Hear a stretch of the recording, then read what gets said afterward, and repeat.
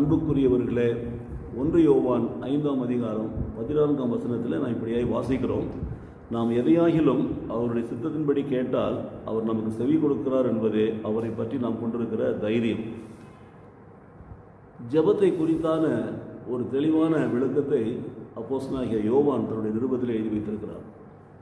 இந்த 1 யோவான் 5:14 நாம் வாசிக்கிற பொழுது அப்படியே யோவான் சுவிசேஷத்தில் போய் 14ஆம் அதிகாரத்தில் 14ஆம் வசனம் வாசித்தோம் என்று சொன்னால், என் நாமத்தில் நீங்கள் எதை கேட்டால் நான் உங்களுக்கு செய்வேன் என்று சொல்வார். இப்போது நாம் கேட்கிறது ஒன்று, ரெண்டாவது அவர் நமக்கு செவி கொடுக்கிறது 2, மூன்றாவது அதை நாம் நம்பிக்கையோடு கேட்பது. இதுதான் இந்த 3 காரியங்களில் இந்த வசனம் நமக்கு சொல்லுகிறது. பாருங்கள், நாம் எதையாகிலும் என்று சொல்லப்பட்டிருக்கிறது. So there is a freedom of prayer there. we can freedom of speech is also there. நம்ம எதை வேணாலும் கேட்கலாம், நம்ம விருப்பப்பட்டதெல்லாம் கேட்கலாம். அது நல்லா தெரிந்து கொள்ளுங்கள். எதையாகிலும் என்று சொல்லப்படுகிற பொழுது there is no specific condition what kind of request we should make. ஆனால் அதற்கு அடுத்தது பார்த்தீங்கன்னா அவருடைய சித்தத்தின்படி கேட்டால் என்று எழுதப்பட்டிருக்கிறது.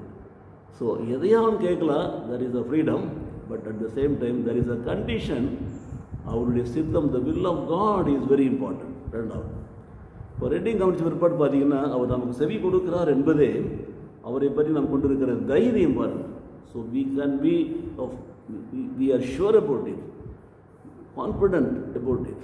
It is confident, it comes out of confidence பாருங்கள். ஸோ செபம் என்பதிலே நீங்கள் பாருங்கள், கேட்கிறதிலே தேவன் நமக்கு ஒரு உரிமையை கொடுத்திருக்கிறார். ஆனால் நிபந்தனையாக அவருடைய சித்தத்தின்படி கேட்க வேண்டும் என்று சொல்லியிருக்கிறார். அந்த நிபந்தனைப்படி நாம் கேட்கிற பொழுது அவர் பதில் கொடுக்கிறார், செவி கொடுக்கிறார். நாம் பெற்றுக்கொள்வோம், செவி கொடுக்கிறார் என்பதை நாம் அறிந்திருக்கிறோம் அல்லவா? அதுதான் நமக்கு தைரியம். So we are confident about our God. Whatever we ask in His name according to His will, then what happens? We receive whatever we ask.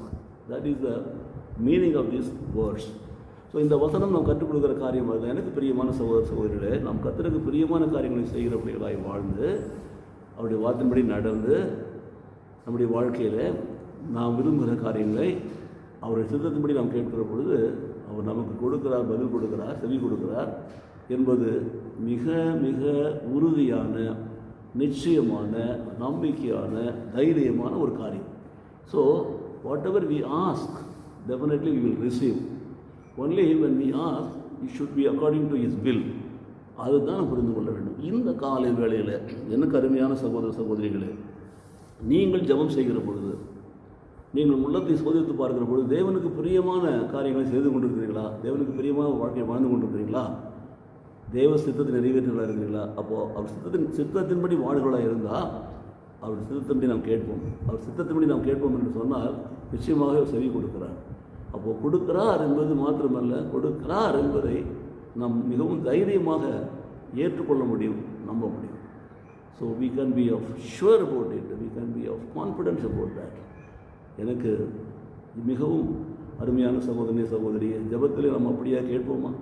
நம்ம ஜெபிப்பதற்கு முன்பாகவே நம்ம உள்ளத்தை ஆராய்ந்து பார்த்து தேவனோடு ஐக்கியப்பட்டு தேவனுக்கு பிரியமான பிள்ளைகளாக வாழ்கிற வாழ்க்கையில் நாம் தேவனை நோக்கி கேட்கிற பொழுது அவருடைய சித்தத்தின்படி நாம் கேட்டோம் என்று சொன்னால் நாம் பெற்றுக்கொள்வோம் என்பது உறுதியான ஒரு காரியம். ஜெபிப்போமா? இதை நேசிக்கிற நல்ல பிதாவே, இந்த காலை வேளையிலே நாங்கள் ஆண்டவரே ஜெபிக்கிற பொழுது நாங்கள் எதை கேட்டாலும், எதையாகிலும் கேட்டாலும் ஆண்டவரே அது உங்கள் சித்தத்தின்படியாக இருக்கும் என்று சொன்னால் அதை நிச்சயமாக எங்களுக்கு கொடுக்கிறேன் என்ற அந்த தைரியத்தை நாங்கள் பெற்றுக்கொண்டவர்களாக நாங்கள் ஜெபிக்க எங்களுக்கு கிருபை செய்வீராக. ஜெபிப்பதற்கு முன்பாகவே எங்களுக்கு அப்படிப்பட்டதான நிச்சயத்தை கொடுத்ததற்காக எங்களுக்கு நன்றி செலுத்துகிறோம் சார். இயேசு கிறிஸ்துவின் நாமத்திலே பிதாவே, ஆமென், ஆமென்.